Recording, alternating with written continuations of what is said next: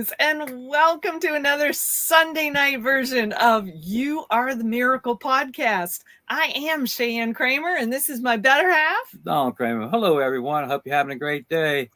And tonight we have a special guest for you. Absolutely. And we're so excited about this. You know, we've been in the St. Petersburg area of Florida for the last several months. And, you know, Largo is just a little bit to the north. And we've been so blessed to get to know Pastor Michael Carter. And we are thrilled to have you with us here tonight, Pastor. Hey, thank you for having me tonight. I'm delighted to be with you. Awesome. Well, and there's so many amazing things about your story, what you're up to, the potential of this incredible church that you've planted here in Largo. So we'd love for you to kind of start off and give everybody a little bit of a hint about what you've called your independent research that brought you to being the pastor of this amazing ministry. Well, thanks for asking. Wow, that's a long story. I'll give you the Cliff Notes version. I was essentially on my way to hell, minding my own business, and the Lord interrupted all of that. And I found out about prevenient grace once I started studying. But the further I thought I was away from God, the closer He was to reeling me in. And so it's out of the desperation of my life. The Bible declares that there's a way that seems right to a man, but the end thereof are the ways of death.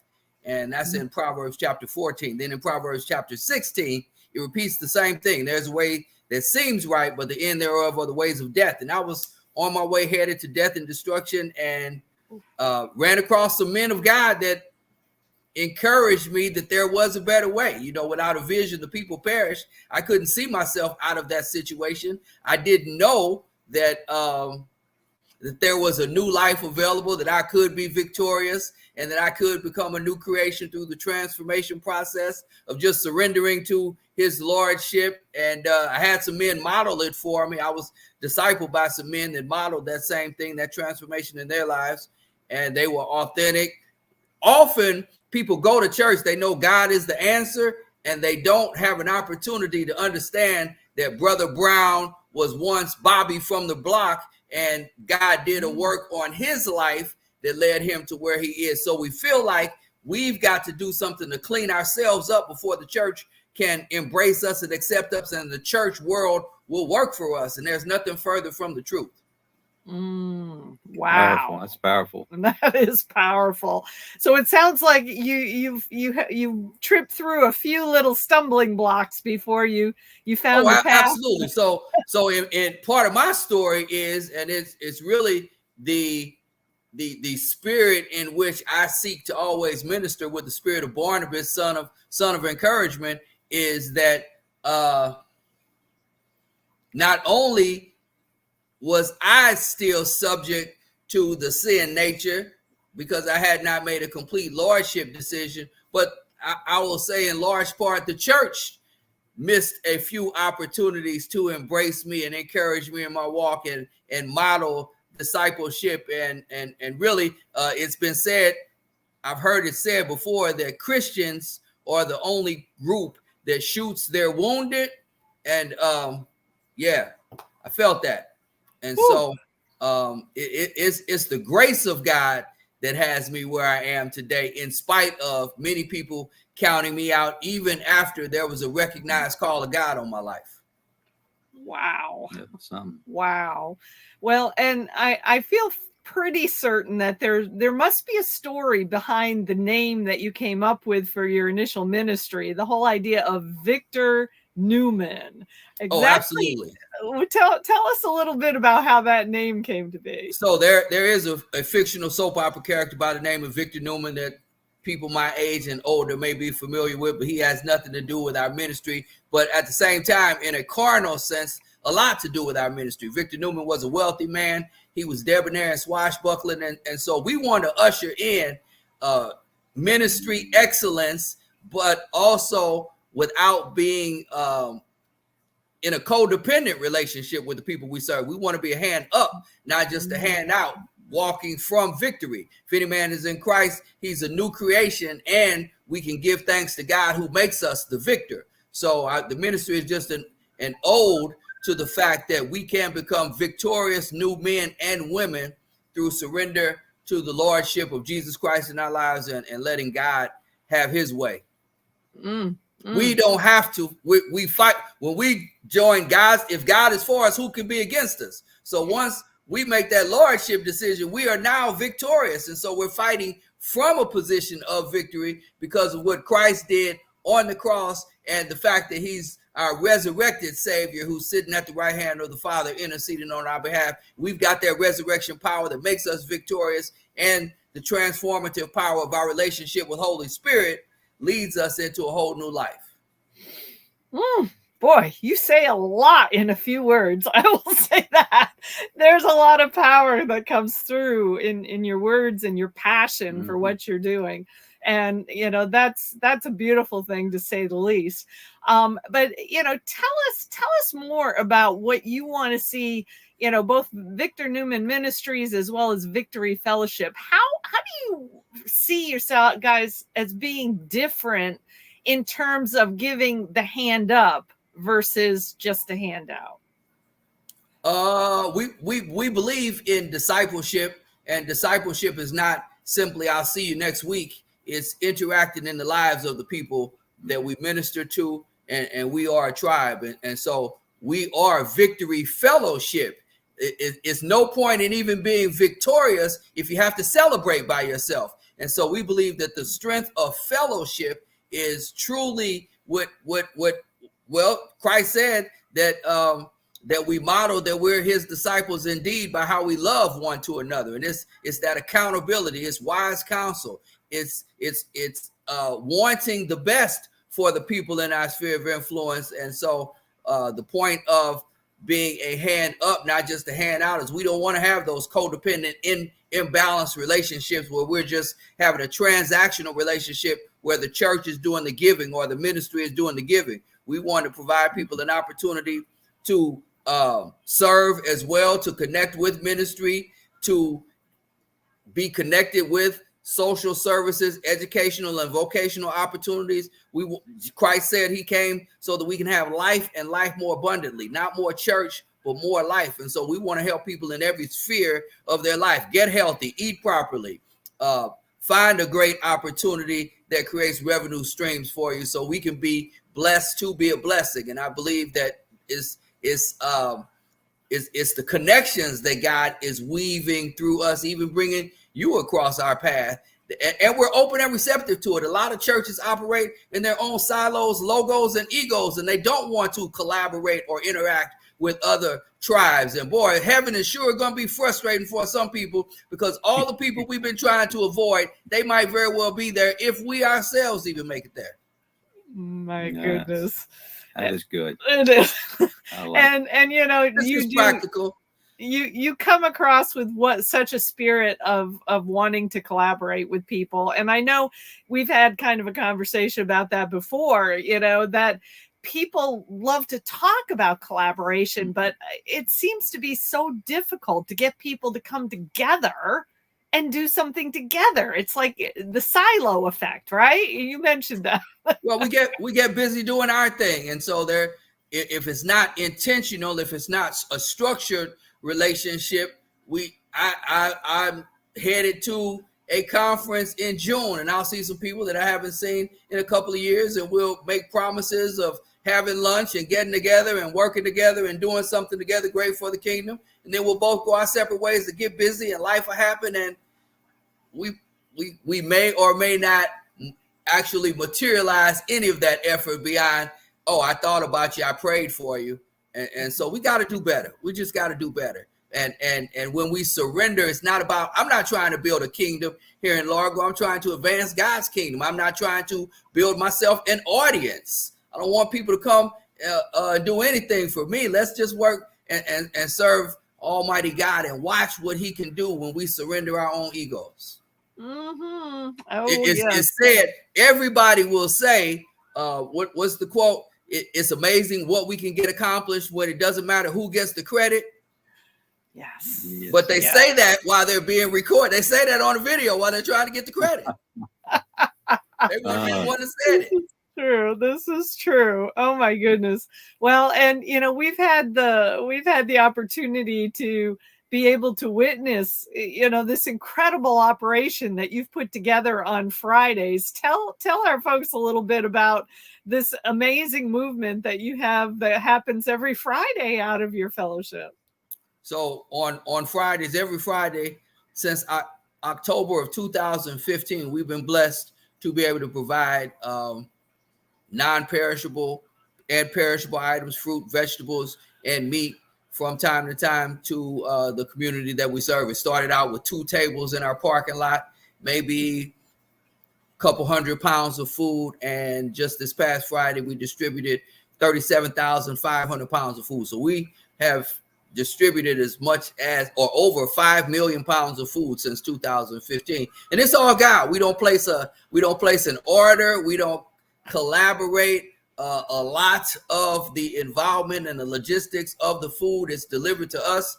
We've been able to, again, through the collaborative effort, as God entrusted us with more food, we had to connect with other ministries and nonprofits and churches that are also interested in providing food to their communities as well. So we don't want to do it all. We can't be everywhere, but God is using us as a hub, if you will, and we're helping other ministries and agencies and church partners serve their communities as well. And we also serve about 150 families right here every Friday in Largo.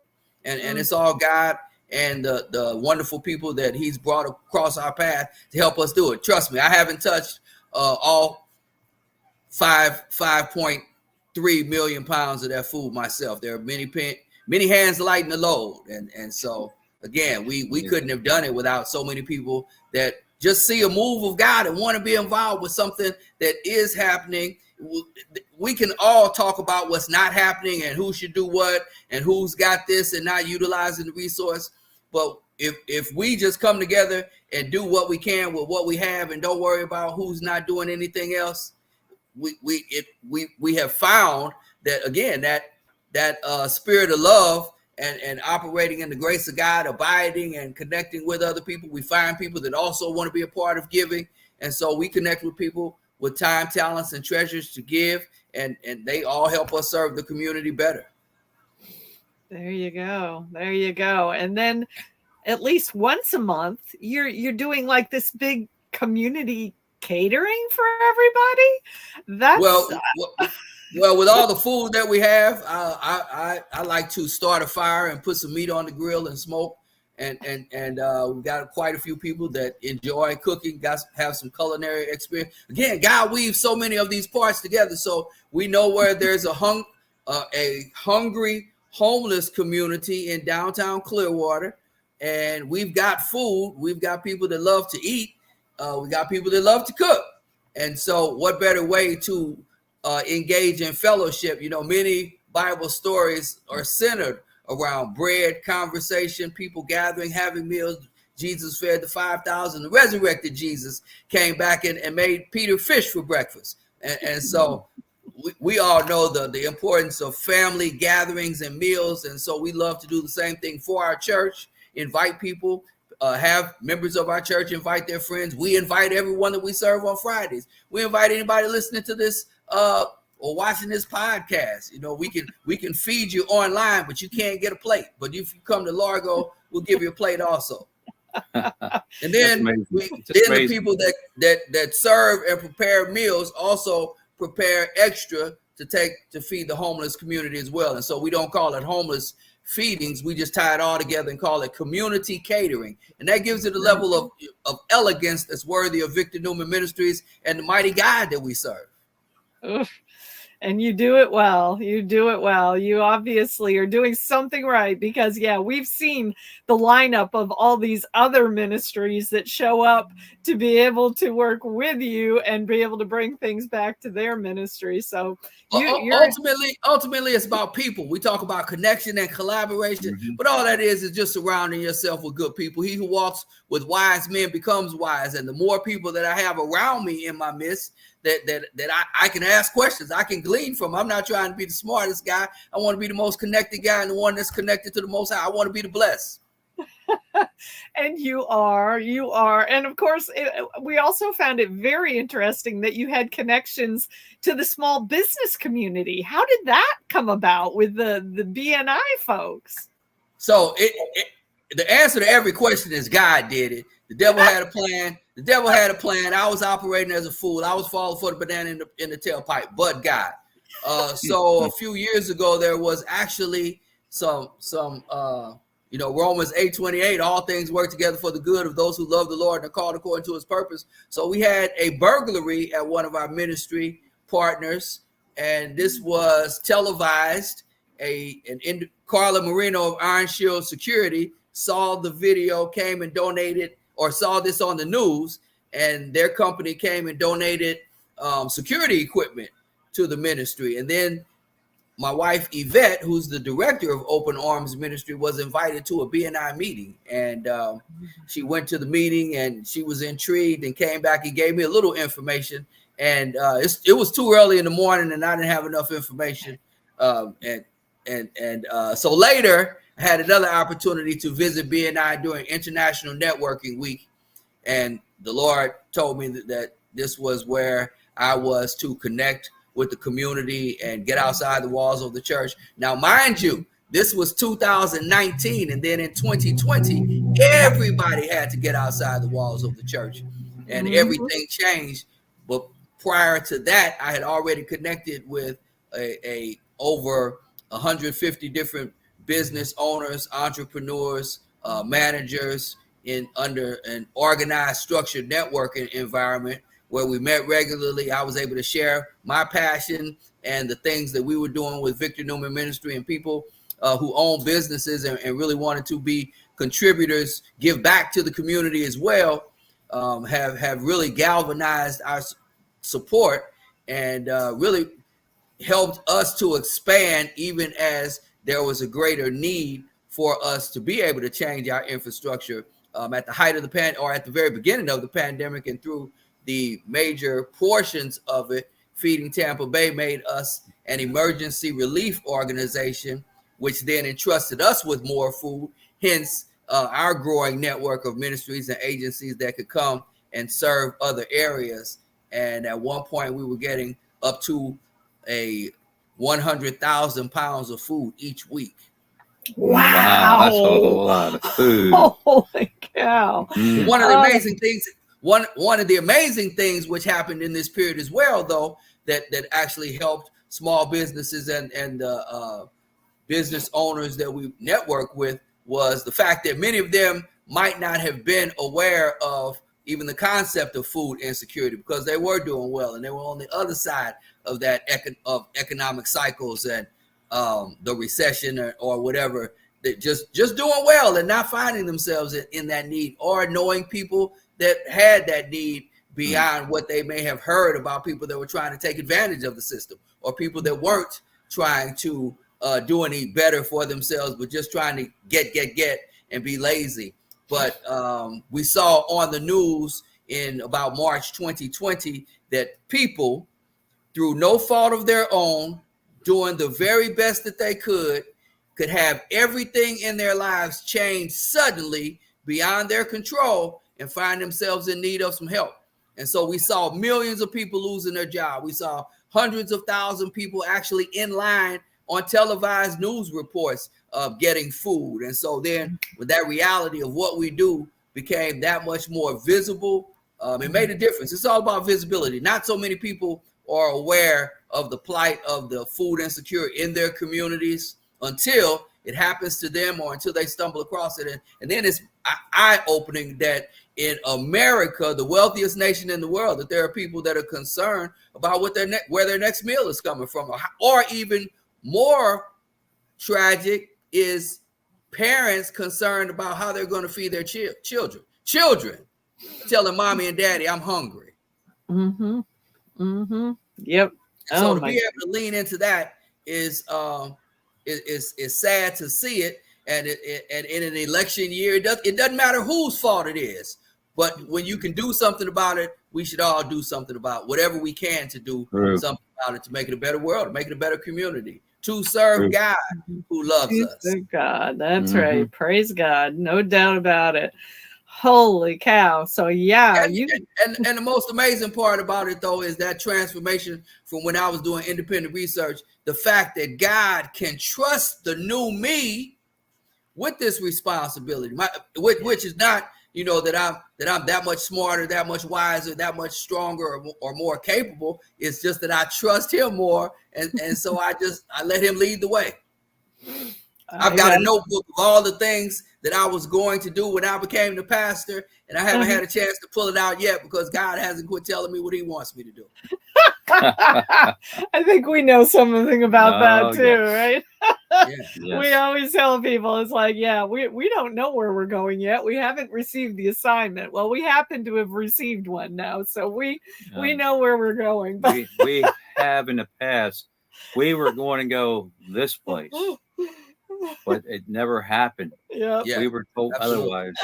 I understand. Go this way, but it's all good. It's all good. I understand. And so the fact that you all can laugh at that and trust God, that is the beauty of what connected us. You know, spirits bear witness, is that I couldn't do any of the things that I do, that God does through me, without having a joy and a passion for who I am today, and for what He's called me to do, because there are plenty of times that I don't want to.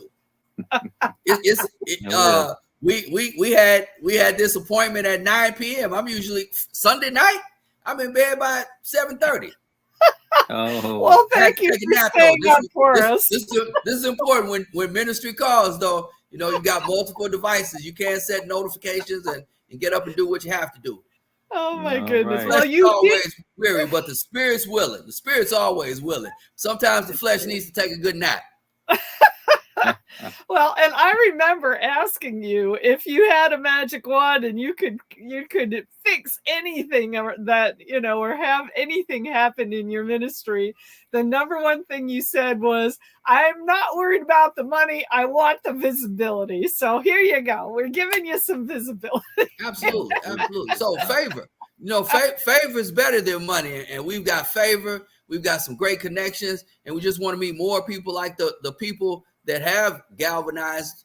I don't even know if that's the right word. The galvanized is stuck in my mind today. We've been working on some metal. Just people that support us and help our infrastructure. You know, I believe that everyone, or many people, I can't use any definitives, but many people that get involved in the nonprofit sector, we envision ourselves being at the mayor's ball, getting the giant cardboard check while the orchestra's playing. We've got our bow ties on. But that's people with money. That's when your ministry already has millions and millions of dollars. For small grassroots ministries, all of our support, the majority of our support, comes from small business owners, normal everyday citizens of modest means that make small recurring donations, whatever you can make, because that allows us to plan a budget. And so we don't have to have a bake sale when we need a new tire, or any of the things that we used to do, car washes and bake sales and garage sales. You know, we want to take our ministry to the next level, where we can actually provide housing for people, that we can have job training, that we can have vocational and rehabilitation training, that we can be connected with mental health professionals, because often the trauma of what people go through gets them to a situation where they can't even sit down and be still. Their minds can't be still long enough to receive the word. And I definitely know the power of the word, but there are mental health and behavioral professionals that we can work in tandem together. And so it's a lot of needs in the community, but there are a lot of people to do these things. And so again, it's the collaborative effort. It's not about my church or your church or this denomination or that denomination. So I'm part of a great denomination, and I'm submitted to that authority. But we'll all be in the kingdom together if we do this right. So it's important that we collaborate and get to know one another right now. Well, it is. I've said for quite some time, the body of Christ must come together. Can't stay in these silos. It's not helping. So I'm not certain of I'm sure you're a traveler, so I know you've got great reach. But hey, if you're ever in the Largo area, you have a gift or a calling. If you're a musician, we're definitely in need of partnering with those that love to worship, have some musical or technical talent and abilities. Victory Fellowship is the place that you can work on your gift. We are the Yes Church. We want to be ascending church. Even as a church plant, we have global connections, and our intention is to be a church plant that soon is planting churches. And of course, we can't do that in our own strength. We can't do that by ourselves, but God can do it for us and connect us. And we've got the power. We've got the power. We just celebrated last week about the power of the resurrection. So now is not the time to start looking at the statistics and the problems and the issues and what we don't have and what we still need, and just believe that the tomb is still empty for a reason. Mm-hmm. That's absolutely the truth. True. Well, and that was about 12 sermons in one. So anytime you and you're doing so well. I do want to hear just a little bit from you, though. You kind of started to touch in that direction. You actually have a very interesting facility there that a lot of churches don't have. And, and we've been out looking, for those kinds of situations where there is potential to be able to, the things we talk about is housing people, healing people, and educating people. And I know you have a desire to do that. I know you've got some challenges that would have to be overcome. But can you tell us just a little bit about the vision that you really would love to see come to pass in that full facility that you've got? Absolutely. So we've got a big building, and we'd like to see it become a full facility. It's been, as many churches are, it's an older building, and it's been a largely underutilized, under maintenance facility for a number of years. But we're poised in a neighborhood where there's great potential. There are quite a few youth in the area, some elderly people that we can serve. The people that we currently serve know where to find us. The building itself actually has a 3-bedroom house that was attached to it years ago in the 60s. The city of Largo doesn't have a record of that. And so at this point, we don't have the residential capacity, as the church is recognized by land use documentation as an institution. And the city of Largo doesn't have there's no precedent for residential and institutional use. But our vision is that we would love to have, as part of our facility, the ability to house and do some transient housing on an emergency basis, some transitional housing for individuals that just have fallen on hard times and are still employed, and they just need a place, again, a hand up for a moment, as opposed to couch surfing and renting rooms someplace else. Why not? What better place to have people connected? And it's not a flop house situation. These are people that will be actually connected to ministry, be serving in ministry, be part of our nonprofit efforts, be attending our church, because we want to be able to provide the accountability for them as well, that they are actually moving towards the next step and particularly bearing fruit in their relationship with God. Yes. So then so obviously with our ministry, Victor Newman Ministries, that houses or serves the Friday Food Fellowship, with the amount of food that we get, we like to convert a portion of it to warehouse and create space where there's a walk-in refrigerator and freezer and a garage door that we could drive the forklift in. We need a new forklift. Bought a very old. We've been blessed, but it's now time to upgrade many of these items that we do have, so that we can have the infrastructure that can allow us to get to the next level, where we're actually housing men and women. We are helping the rehabilitation process, whether it be connecting them with mental health professionals, definitely have them in a situation where they are being discipled, they're part of the church, they're serving in the community. We find helping them with vocational training, helping people get GEDs, whatever it is that they are in need of, as far as empowering them and equipping them to not only serve the Lord as disciples who are now prepared to serve disciples, but as fully functional, productive adult citizens. Yes. We see that vision, and we're holding that vision with you. We're praying definitely that it all can come to pass, because we know the power of what can happen when you can, like I said, house people, heal people, educate people. And I'm talking about healing body, mind, and spirit. So absolutely, body, mind, and spirit. And the reason that I'm such a fan of this type of discipleship community is I'm the product of the discipleship community through a couple years that I was poured into by the mighty men of God at the Lighthouse Revival Center, the Lighthouse Faith Home, where I was a student for 18 months, finished their discipleship community after having been a student previously for 1 year and not quite finishing as I was asked to leave. You know, my journey through what I like to call independent research, often I didn't want to hear someone else's version of it, or I didn't always quite believe that the consequences and repercussions would be that bad. I thought I was actually smarter than life, and I found out that if God can't teach you, life surely will. And so, much like the prodigal son, you know, I left with all my resources, and I said, "Yeah, I'm out." And I engaged in riotous living, as did the prodigal son, and I found myself in the hog pen. I was so deep in the hog pen, the pigs moved out. Oh my goodness. That's a good one. Oh, wow. Well, do you have any final questions for the good pastor? Well, how can people get in touch with you? Wow. So our website is victornewman.org.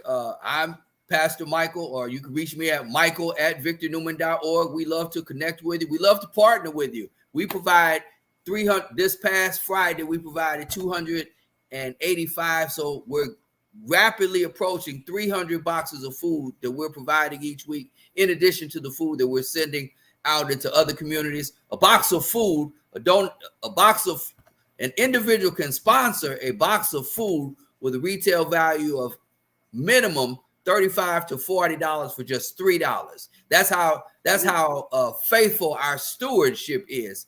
In 2023, every dollar donated to Victor Newman Ministries translated into 10 pounds of food in someone's household. And so a little bit goes a long way. Loose coins make real change. Any donation, no matter how small, goes a long, long way. And if you're in the Largo area, not only does it go a long way, but it also stays close to home. Absolutely.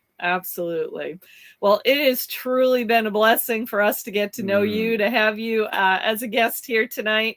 Hopefully this will give you a little more visibility out there beyond the edges of Largo. Oh, fantastic.